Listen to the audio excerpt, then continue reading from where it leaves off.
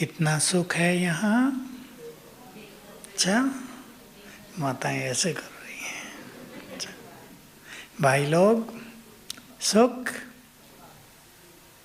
इतना सुख, ये सुख जन्म जन्म के दुखों को समाप्त कर देता है, कर रहा है।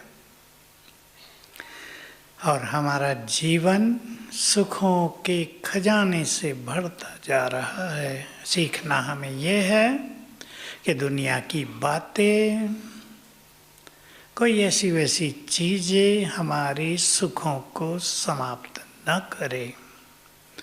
ये हम सीखते हैं ज्ञान के द्वारा। ज्ञान इसके लिए ही बहुत बड़ा बल है, जो हमें विभिन्न परिस्थितियों में एक रस रहना, अचल अडोल रहना सिखाता है। बाबा की 2 अव्यक्त मुरलियाँ सुन चुके हैं हम। 18 तारीख को खजानों से भरपूर किया बाबा ने, और सबसे ज़्यादा महत्व किस खजाने को दिया? समय। आज हम इस पे ज़्यादा चर्चा करेंगे, लेकिन संडे की कल संडे था, कल की मुरली से एक बात जो सबको अनुभव में लानी है।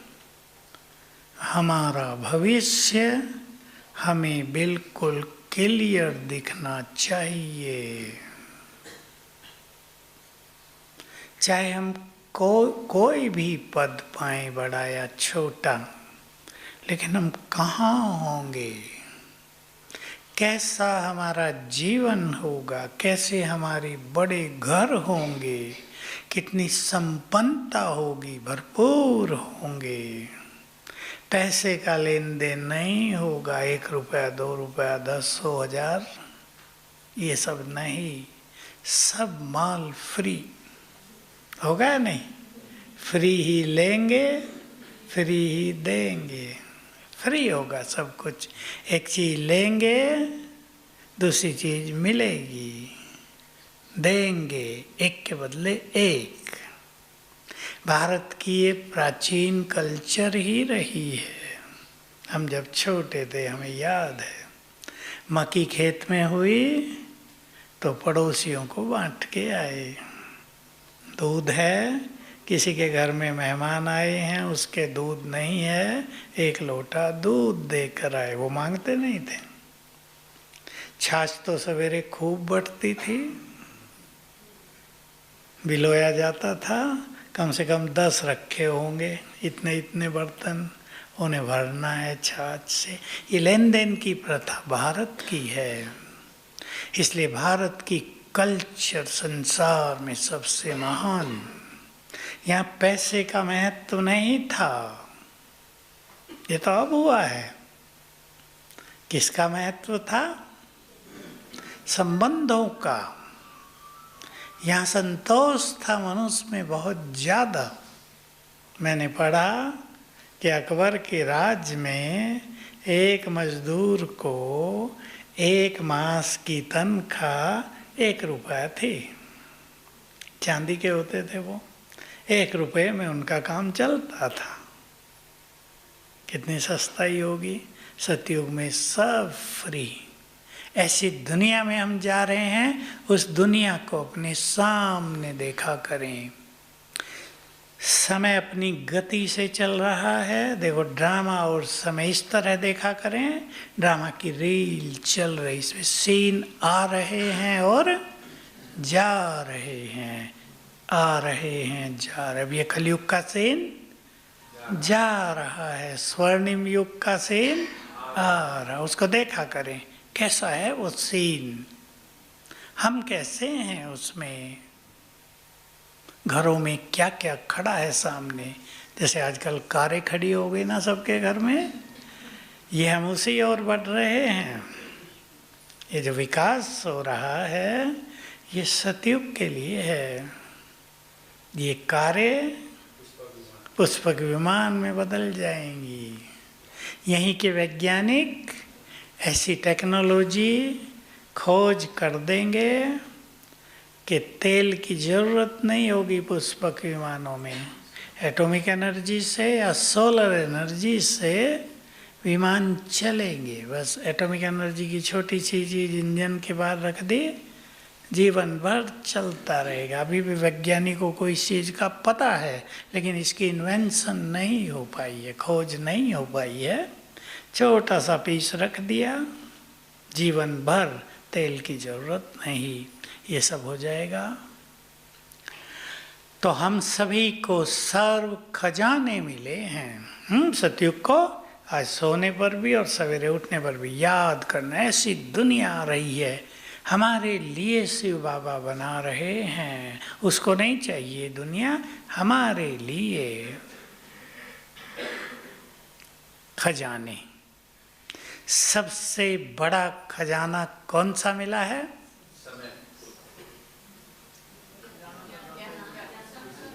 और नजदीक आओ। और स्वयं भगवान मिला है या नहीं? किस किस को मिला? कोई संसार की सभा में हाथ उठाएंगे सारे के हमें भगवान मिला? सन्यासी देखे तो हंसेंगे कि ये सब पागल हो गए हैं। पहले तो कहते अपने दादा को भगवान कहते, अब तो दादा भी नहीं है ना। तो मिल गया ना वो जिसकी खोज थी युगों से, खोज भी हम सबको थी। इस मिलन की प्यासी हम आत्माएं थी। क्यों थी? और कुछ बताओ। कल पहले बाबा के मिलन का सुख अंतर मन में भरा हुआ था। द्वापर युग से भी वो जागृत होता था, भगवान कहीं मिल जाए, क्षण भर के दर्शन हो जाए, बस इतना ही तो सोचते थे।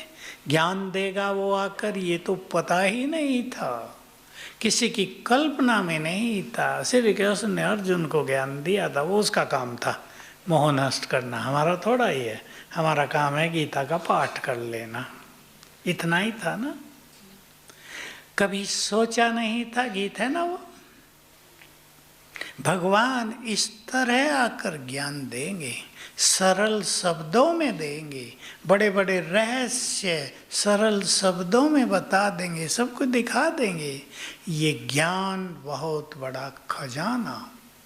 बाबा ने साकार में कभी कहा, शास्त्रों में यदि ज्ञान रतन होते तो भारत साहूकार होता। भक्ति रत्न है शास्त्रों में। और शास्त्र भिन्न भिन्न तरह के हैं। कुछ शास्त्र ऐसे लोगों ने भी लिखे जो धर्म के विरुद्ध ही थे, लेकिन वो संस्कृत में हैं। वो एक ऋषि ने लिखे हैं, इसलिए वो शास्त्र हैं भाई। ज्ञान कुछ नहीं, उसमें उल्टी बातें बहुत हैं। एक व्यक्ति छींक से पैदा हो गया, छींक दिया और वो पैदा हो गया। हनुमान ने सूरज को मुंह में दबा लिया। आज के वैज्ञानिक सुने, आप सब भी हंसेंगे ना। जिसकी गर्मी 4 करोड़ माइल से मनुष्य को तपा रही है, उसको मुख में ले लेंगे तो क्या हाल हो जाएगा। तो ये क्या है? महावीर आत्माओं ने ज्ञान सूर्य को समा लिया। रहस्य हैं। कोई मनुष्य सूरज को मुंह में डाल ले, ये संभव नहीं है। इनके अलौकिक रहस्य हैं। तो हमें सबसे बड़ा खजाना मिला स्वयं भगवान, खजानों का बीज, और फिर मिला उसका ज्ञान। ज्ञान ने हमें राह दिखाई। सोचो, मेरे साथ सोचो, ज्ञान ने हमें राह दिखा दी। अब विचार करो, यहाँ से आपको म्यूजियम जाना हो पैदल और रास्ते का पता ना हो, इधर से जाएंगे, इधर से जाएंगे, नक्की का चक्कर लगा के जाएंगे या लेफ्ट से जाएंगे, तो भटक सकते हैं ना। और कोई व्यक्ति आपको मिल जाए, चलो मैं चलता भी हूँ और ये रास्ता है, लाइट भी जल गई। जब हम जाया करते थे तो अंधेरा होता था, यहाँ से और म्यूजियम तक। यहाँ झाड़ियाँ होती थी दोनों ओर, ओम शांति भवन के आगे भी, और नक्की लेक तक दोनों ओर झाड़ियाँ ही झाड़ियाँ। चिड़िया भी चूं कर देना रात को, डर लगता था। कभी कभी हमें अकेले ही आना पड़ता था 9 बजे रात को अंधेरे में, क्योंकि सांप यहाँ बहुत होते थे, तो सांपों का रहता था ज़्यादा। आबू सांपों के लिए प्रसिद्ध था। कभी फिर अकाल पड़े यहाँ तो सब मर गए। तो भगवान मिला, सत्य ज्ञान मिला, सत्य राहें मिली, जीवन जीना आ गया। मुक्ति और जीवन मुक्ति दूर की चीजें नहीं रही, जन्म सिद्ध अधिकार हो गया। हमारे चित्त का अंधकार मिट गया। ज्ञान से क्या क्या हो गया, सब कुछ सामने दिखता है। मुक्ति धाम भी वो शमशान वाले मुक्ति धाम नहीं, जो असली मुक्ति धाम है, जहाँ आत्मा मुक्त होकर जाती है, वो भी यहीं से देख सकते हैं। स्वर्ग लोक जो इस संसार का सर्वश्रेष्ठ समय है, यहीं से दिखता है।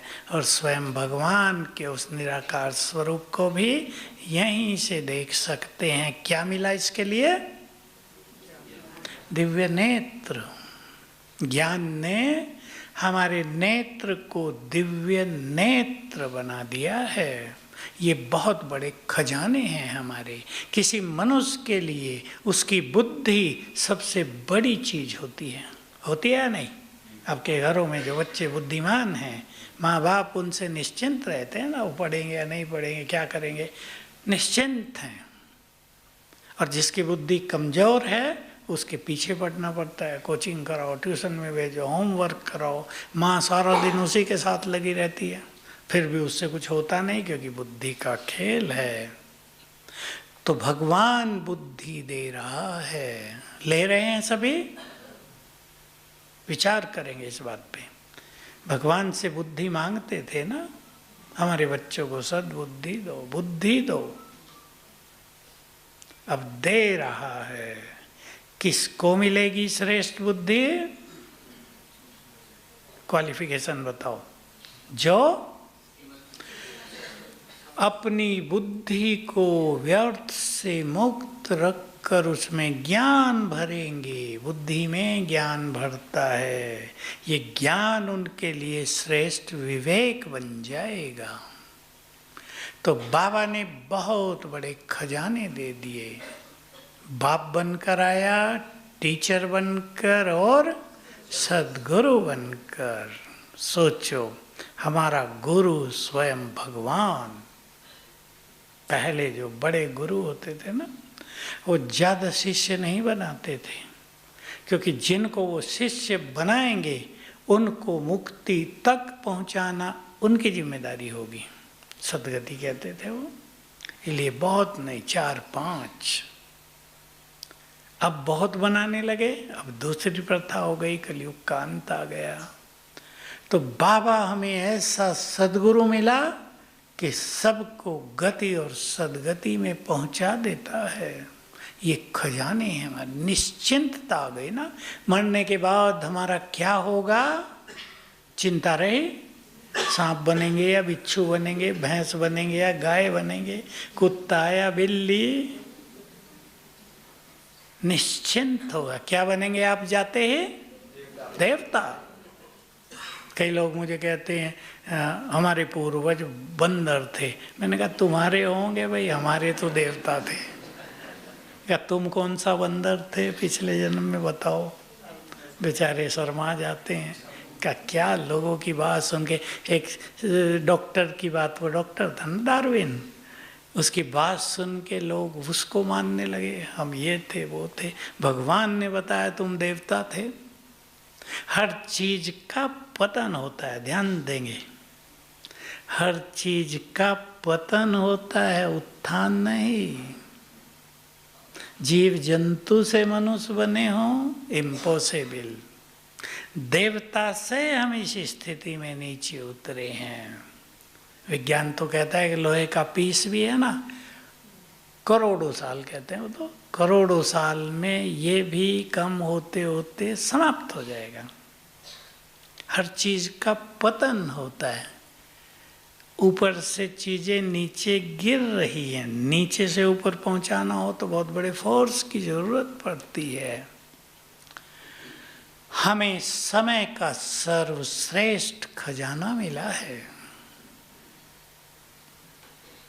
अब सोच लें सभी, हम अपने समय को खजाना मानते हैं या नहीं? खुद सोचेंगे। अगर ये बहुत बड़ा खजाना है तो सब माताओं को अनुभव है। आपके पास कोई हीरो का हार आ जाए, 9 करोड़ का, 9 लाख हार होते थे ना, अब हीरो का 9 करोड़ का आएगा। रोज पहन के बाजार में घूमेंगी या संभाल के रख देंगी? बताओ माताएं। किसी की नजर भी न पड़ जाएगा, कोई चोरी कर ले। खजानों को संभाला जाता है ना, इसलिए मैंने उदाहरण दिया। जो कीमती चीज होती है उसको मनुष्य बहुत संभालता है। छोटी छोटी चीज देखो, आपके पास एक चप्पल ही है, बहुत अच्छी, बहुत कीमती है, संभालेंगे ना। क्लास में भी आ रहे तो ऐसी जगह रखेंगे कोई उठा ना ले, होगा या नहीं? ध्यान देना पड़ेगा। कीमती है खजाना, समय का खजाना। मैं तो किसी को देखता हूँ घंटों बात कर रहे हैं, घर की सारी बातें उसे सुना रहे हैं, उसके घर की भी सुन रहे हैं। मैं सोचता हूँ इन्हें पता भी है क्या कि तुम्हारा एक टाइम कितना कीमती है? सुना तो सबने है। जो समय को महत्व देंगे, समय उन्हें बहुत महान बना देगा। एक एक क्षण हम क्या कर सकते हैं विचार करो। बाबा के शब्द हैं कभी के, एक एक पल का देभान का त्याग तुम्हारे श्रेष्ठ भाग्य का निर्माण करता है। एक एक पल हम प्रभु मिलन का आनंद ले सकते हैं। एक एक पल हम संसार को श्रेष्ठ सकाश दे सकते हैं। एक एक पल भाग्य बनाने का समय है। अपने मन को देखकर उसे शांत कर सकते हैं। सोच लें आप, हमारा ये सुंदर समय कैसे बीत रहा है, या मैं इस सुंदर समय को कैसे बिता रहा हूँ? बातों में, उलझनों में, संसार के पीछे भागते भागते, संबंधों की उलझनों में, धन संपदा की उलझनों में, कोर्ट केसेज में, या प्रभु मिलन के सुखों में? अपने हाथ में है। मेरे पास माताएं आती हैं बहुत, कहती है उलझ गए हैं। सुनता हूँ मैं उनकी थोड़ी सी बात, मैं उन्हें कहता हूँ उलझन तो है तुम्हारे पास, पर तुम चाहो तो 1 सेकंड में इससे बाहर आ जाओ। मेरा लड़का मेरे से बात नहीं करता, बहू से बात नहीं करने देती, पोतरों को भी मेरे पास भेजती नहीं है। अब दादी को तो ये होता है ना, पोतरे गोद में खेले मजा आएगा, प्यार देगी, उन्हें पालना देगी। लेकिन जब वो नहीं कर रहे तो क्या करना चाहिए? माताओं से पूछता हूँ तो बोलो। इससे वो दुखी हो रही है बहुत। बात तो बहुत प्रैक्टिकल है ना, माताओं के चेहरे देख रहा हूँ मैं। अब उसका वो प्यारा बच्चा जिसने जीवन भर उसको प्यार दिया है, दूध पिलाया है, पालना की है, उसके लिए जीवन समर्पित किया था, अब बहू आई तो उसे बात नहीं करने दे रही। मन पे तो आएगा, दुख तो होगा। क्या करना चाहिए ऐसे में? अब दुखी रहना चाहिए? उत्तर माताओं को देना, भाइयों को नहीं। बोलो, दुखी रहना चाहिए या बाहर निकल जाना चाहिए? जो चीज नहीं हो रही है कुछ समय के लिए उसे छोड़ दो थोड़ा। मैं जानता हूं एक माँ के लिए, दादी के लिए काम भारी है, फिर भी करना तो यही पड़ेगा। अपनी स्थिति को महान बनाओ, संसार आपके पीछे चलेगा। बाबा की बातों पे गौर करो सभी, स्वमान में रहो, संसार आपको सम्मान देगा। देह से न्यारेपन का अभ्यास करो, संसार के प्यारे बन जाओगे। ये भगवान ने कहा है, ये रहस्य हैं इस सृष्टि के। तो इन उलझनों में अपने को उलझाना नहीं है। मेरे पास ऐसी माताएं आती हैं, दूसरी माताओं की कहानी सुनो, यही केस उनके पास, कहते हैं ठीक है बंधन मुक्त हुए, हमने अपने बच्चों के लिए जो कुछ करना था कर दिया, अब उनका जीवन वो चलाएंगे, हम बाबा की ओर, अब मुझे जन्म जन्म का भाग्य बनाना है। मैं देखता रह जाता हूँ माताओं को, इतनी बुद्धिमान माताएं बुद्धिमान होती हैं। पढ़ाई मनुष्य को बुद्धिमान नहीं बनाती, बुद्धिमान तो सद्विवेक बनाता है जो ईश्वरीय ज्ञान से मिलता है। पढ़ाई से डिग्री मिलती है, अहंकार भी पैदा हो जाता है। इसलिए सभी चिंतन करेंगे हमारा ये सुंदर समय कैसे बीत रहा है। सेवाओं में कौन कौन बहनें आ गई? बहुत अच्छा, देखो सारी सेवाधारी माताएं बैठी हैं। आपको चांस मिला ना, यहाँ सेवाएं भी ज़्यादा नहीं है, फिर भी आप आ गए। मेहरबानी है ना भगवान की, और आपकी अपनी योग्यता कि घर छोड़ के, घर से बाहर निकल के 2-2 मास, 1-1 मास यहाँ आ गए। सब कहाँ आते हैं? माताएं कहती ये काम वो काम, मैं चली जाऊंगी पोतरों को कौन संभालेगा, मेरी बहू तो नौकरी पे जाती है, पीछे काम कौन करेगा। ये सब उलझने हैं ना। अपने को निकालना अपने हाथ में है। बोलो है भाई लोग, निकालो। ये समय कुछ और चल रहा है, ये समय लौट कर नहीं आएगा। इस समय को याद किया करेंगे। एक समय आया था भगवान इस धरा पर थे, हमारे सम्मुख थे, हमने उनको पहचाना था। लोग तो कहेंगे हमने पहचाना नहीं, हम कहेंगे हमने पहचाना था, हमने उसको देखा था, हमने उसका ज्ञान लिया था। फिर आगे कुछ निगेटिविटी होगी वो आएगी अंदर। हमने वो नहीं किया जो हमें करना चाहिए था, हमने वो नहीं किया जो हम कर सकते थे। कुछ चीज़ें मनुष्य के लिए ऐसी होती हैं जिन्हें वो कर ही नहीं सकता, और कुछ चीज़ें ऐसी हैं जिन्हें हर मनुष्य कर सकता है। तो हमें आज सोचना है, हमें वो कर लेना चाहिए जो हम कर सकते हैं। ठीक बात है या नहीं? बोलो भाइयों। अब माताओं की बारी खत्म हुई, करेंगे, हमें वो सब कर लेना है।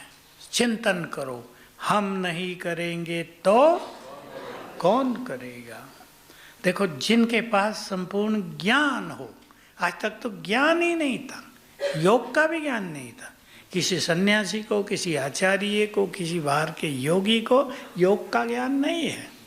वो तो आसन कराने वालों को योगाचार्य कह देते हैं, योग ऋषि। क्या? प्राणायाम कराता है।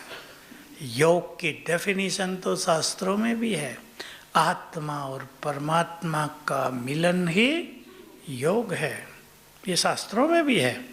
लेकिन वो मिलन हो कैसे, उसकी विधि क्या है, ये ज्ञान हम सबको। आज की मूल्य याद है सवेरे की? महावीर जो आत्मा समझ बाबा को याद कर ले, योग युक्त हो जाए, उसके स्वरूप पर स्थिर हो जाए। कहा ना बाबा ने 45 मिनट तुम यहाँ बैठते हो, पर योग 5 मिनट भी नहीं होता। कौन सा योग? बाबा बाबा करना केवल योग नहीं है, वो तो एक संबंध है। परम धाम में बाबा के स्वरूप को देखते हुए उसके पास बैठ जाना, उसके वाइब्रेशंस लेना, उसमें मगन हो जाना। शास्त्रों में, योग दर्शन में बातें हैं, उसके स्वरूप पर इतने तल्लीन हो जाएं कि हम रहें ही नहीं, वही वही रह जाए। और फिर वो भी न रहे, वहाँ तो ये कह दिया ना, इतनी मगन अवस्था, इसको निर्संकल्प समाधि कह दिया। लेकिन ये पता नहीं चला कि वो है कौन, कहाँ कहाँ के नाम पे तो एक ही बात थी, सब जगह है। सब जगह योग कैसे लगेगा? स्थान चाहिए, रूप चाहिए। उसके स्वरूप पर स्थिर होने के लिए स्वरूप तो चाहिए। तो देखो, विचार करो, हम जिनके पास संपूर्ण ज्ञान है, जिन्हें योग की सरल विधि का ज्ञान है, जंगल में नहीं जाना है, प्राणायाम नहीं करने हैं, विशेष आसन पे नहीं बैठना है, आराम से लेट के भी किया जा सकता है, बैठ के भी किया जा सकता है। हम यदि योगी नहीं बनेंगे तो कौन बनेगा? बातें करो अपने से। बाबा हमें सब कुछ देने आया है, हम नहीं लेंगे तो कौन लेगा? जिससे भक्ति में मांगते थे, बाबा कहते थे तुमसे तो मांगना भी नहीं आता था। जैसे कोई भिखारी आपके घर आ जाए, उसको मांगना आएगा? कहेगा माता अन्न दो, भिक्षा दो। ये थोड़ा ही कहेगा घर मेरे नाम कर दो। कहेगा क्या? उसको कहना नहीं आएगा। तो भगवान से हमें क्या मांगना है ये भी नहीं आता था। छोटी छोटी चीज मांग लेते थे, उनकी हमें जरूरत फील होती थी। तो चिंतन करो, सुंदर समय हमारे हाथ में है, भगवान स्वयं हमारे हाथ में है, उसका साथ हमें मिल रहा है, वो हमारी पालना कर रहा है, हमारे कष्ट हरने आ गया है, निरंतर मदद देने को तैयार है। हम यदि श्रेष्ठ भाग्य नहीं बनाएंगे तो कौन बनाएगा? और चिंतन में देता हूँ, बात थोड़ी कड़वी लग सकती है किसी को, मैं तो मीठे रूप में बोलूँगा, कड़वे रूप में नहीं। जिन ग्रस्त में कोई भी आत्मा जिनके साथ अटक गई है, अटक जाते हैं ना, ज़्यादा मैं कुछ नहीं बोलूँगा, क्या वो हमें सदा साथ देंगे? आज हमारी जाने की बारी आ जाए, शरीर को भी कितना जल्दी उठा देते हैं, जल्दी उठाओ भाई, भूत बन के ना आ जाए। और कई भूत बन के आ जाते हैं, बड़ा तंग करते हैं। एक बहन आई थी कल परसों नीचे शांतिवन में, उसके पति ने शरीर छोड़ा, अब वो भूत बन के वहीं रहता है और अति परेशानी हो रही है। जिससे अति प्यार था वो कष्ट दे रहा है। मैंने कहा तुम उससे बात करो ना, भाई तुम तो इस घर के मालिक थे, हम तो तुम्हारे हैं, तुम हमें कष्ट क्यों दे रहे हो? कहा नहीं, सब भयभीत हैं, बच्चों को तो नींद नहीं आती है। ये है संबंध कलयुग के। तो जिनके पीछे मनुष्य सारा समय और एनर्जी लगा रहा है, क्या वो साथ देंगे? अब सोच लो, इसका अर्थ है नहीं आप उन्हें छोड़ के अलग हो जाओ, कर्तव्य करो अपने, लेकिन साक्षी भी हो जाओ। उनका भाग्य भी तो उनके साथ है, उनका भाग्य उनके साथ है। एक कहानी आई आज ही मेरे पास, अभी अभी मैं भूल रहा हूँ। एक व्यक्ति पिछले जन्मों में राजा था, कोई डाकू था उसके राज में, उसने उसको मार दिया। डाकू को तो मारना पड़ेगा ना, मरवा दिया अपनी सेना से। वो डाकू की पत्नी इससे बदला लेना चाहती थी। अब वो डाकू की पत्नी भी और ये राजा भी दोनों ब्रह्मा कुमार कुमारी हैं।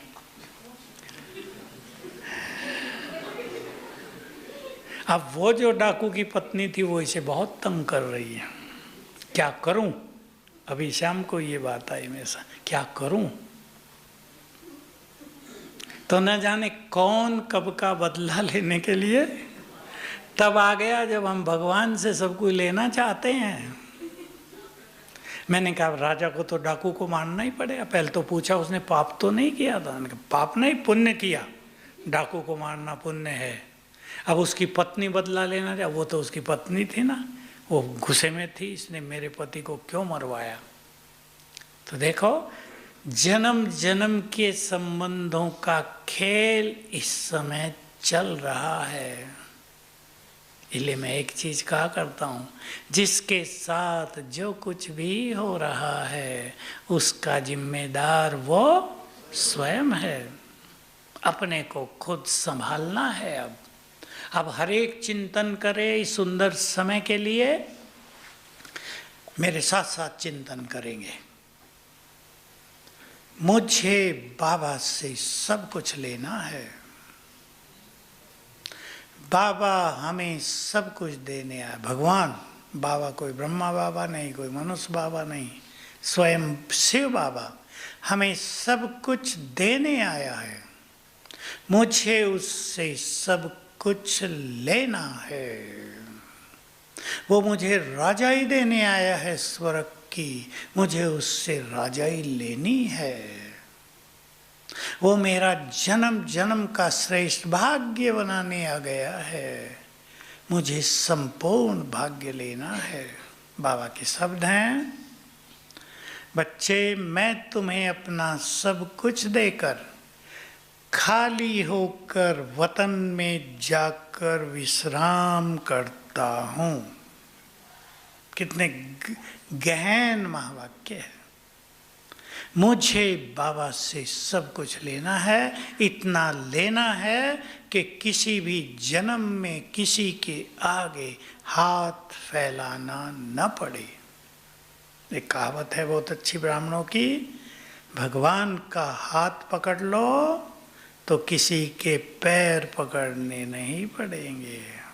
पकड़ते हैं ना जन्म जन्म, अब उसका हाथ पकड़ लो अच्छी तरह। तो चिंतन करें, मुझे सवेरे के समय को कैसे बिताना है। सवेरे बाबा वरदान देने आते हैं, मुझे उससे क्या और कैसे लेना है। वो ज्ञान देने आते हैं, मुझे उस ज्ञान से अपने जीवन को श्रेष्ठ बनाना है, ज्ञान का बल भरना है अपने जीवन में। आज तो बाबा कहते हैं ना ज्ञान स्नान नहीं योग स्नान है, पर ज्ञान बल है बहुत बड़ा। ज्ञान हमारे लिए प्रकाश है जो राह दिखा रहा है। चिंतन करें, जिनसे भी हमारे हिसाब किताब हैं, जो जन्म जन्म का लेने आए हैं, कोई लेने आया है और कोई देने आया है। किसी को क्षमा कर दो, किसी से क्षमा मांग लो। ध्यान देना, बहुत हल्के हो जाएंगे रिश्तों की कड़वाहट। हो सकता है जो आपसे बदला लेने आया है वो आपका बच्चा बनकर आ गया हो, जिसको आपने बहुत सताया था वो आपका पति बनकर आ गया हो, जिससे आपने कर्ज लेकर दिया नहीं था वो पोतरा बनकर आ गया हो। बीमार शुरू से ही, अब लगाओ सारा उतारो, और उतारते ही चल दिए, हम तो रोते भी रहो साथ में। ये हो रहा है कई परिवारों में।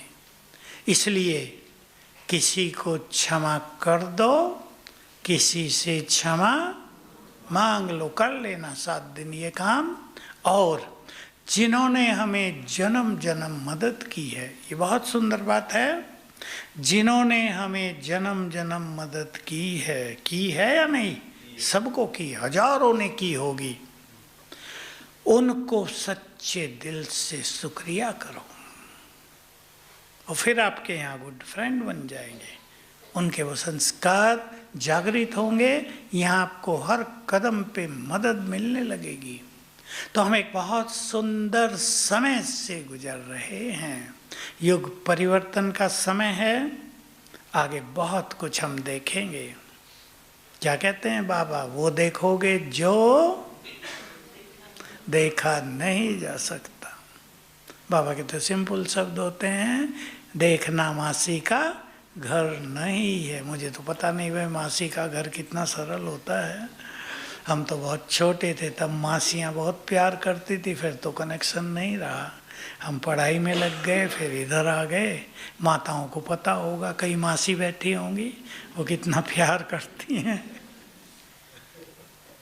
सहज नहीं होगा, इसलिए अपने को बहुत स्ट्रॉन्ग बनाने का समय है, ताकि हम रोने वाले नहीं, आंसू बहाने वाले नहीं, क्या बन जाएं। माताएं तो करती हैं ना वो ये काम, आंसू पहुँचने वाले बन जाएं। हम भूखे रहने वाले नहीं, भूखों को भोजन देने वाले बन जाएं।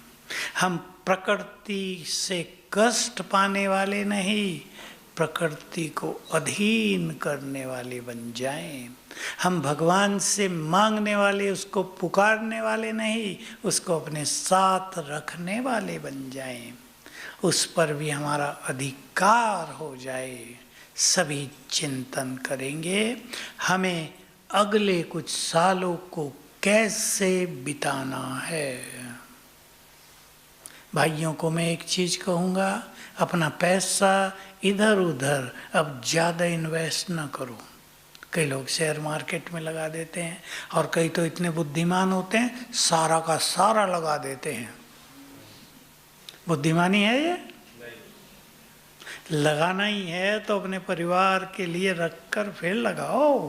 परिवार तो सड़क पे ना आ जाए ना, बच्चों को पढ़ा भी ना सकें, ऐसा तो ना हो जाए। लालच, अति लालच जिसके पास भी हो वो उससे मुक्त हो जाएं, नहीं तो सबसे ज़्यादा कष्ट लालच देने जा रहा है संसार को।